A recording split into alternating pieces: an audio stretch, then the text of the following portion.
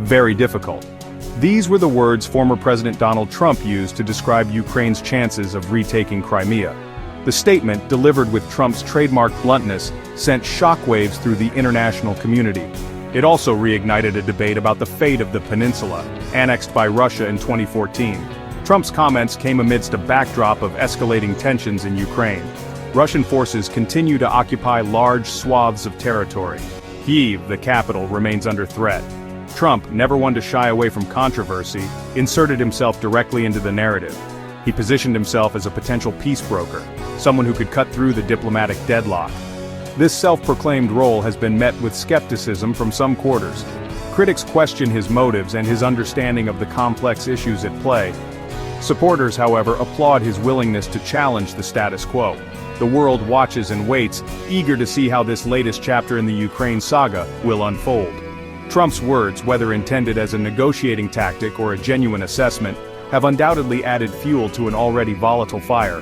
The implications of his statement will continue to reverberate in the halls of power and on the streets of Ukraine for months, if not years, to come. Trump's words carry weight. As a former US president, his pronouncements still resonate. They have the power to shape public opinion, influence policy decisions, and embolden or undermine key players in the conflict.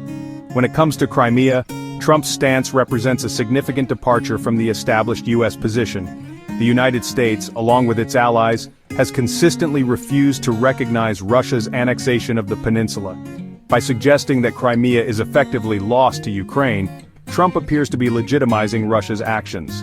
This perceived shift in policy has raised concerns among US allies, who fear that it could embolden Russia and weaken the international community's resolve. It also sends a dangerous message to other would-be aggressors, suggesting that territorial conquest will eventually be tolerated. The implications for international law and the rules-based order are profound. If might makes right, then the world risks descending into chaos.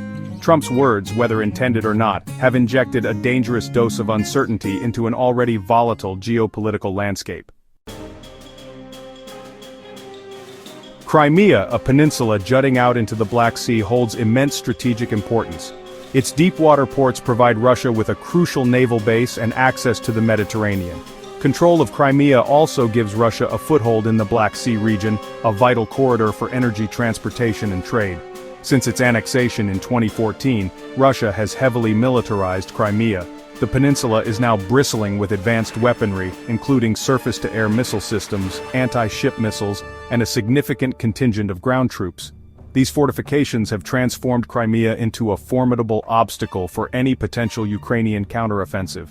Military analysts agree that retaking Crimea would be a daunting task, even with substantial Western support. The human cost of such an operation would likely be staggering. Beyond the military casualties, the civilian population of Crimea, many of whom are ethnic Russians, would be caught in the crossfire. The potential for a humanitarian catastrophe is undeniable.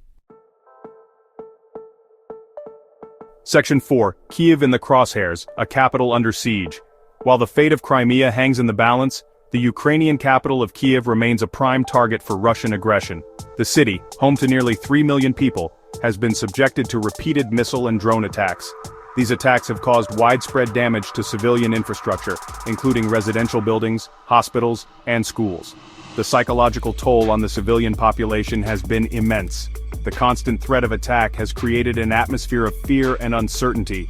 Millions have fled their homes, seeking safety in neighboring countries or in other parts of Ukraine. Trump's warning to Putin regarding Kyiv, while seemingly aimed at de-escalation, underscores the precarious situation facing the Ukrainian capital. Some analysts interpret his words as a tacit acknowledgement of Russia's ability to inflict further pain and suffering. Others view it as a desperate plea for restraint, a recognition of the catastrophic consequences that a full-scale assault on Kyiv would have.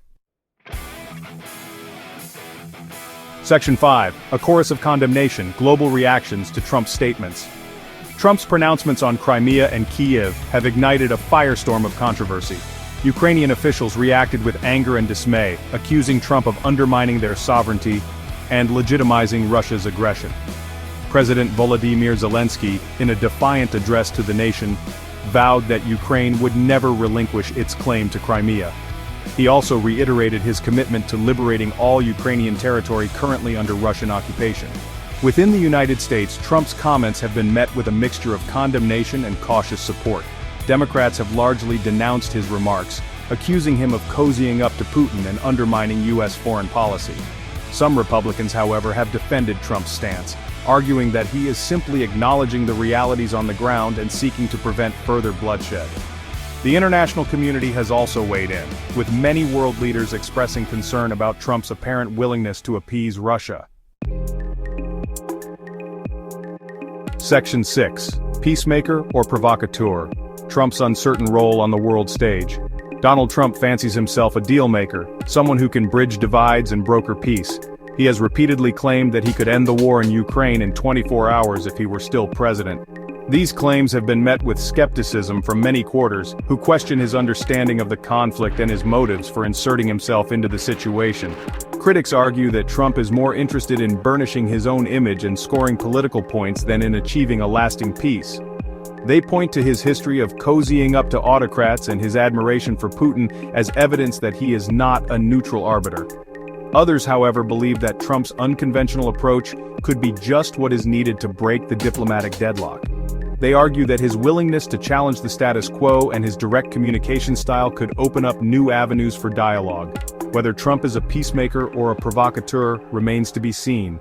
What is clear, however, is that his pronouncements on Ukraine have once again thrust him into the center of a global crisis.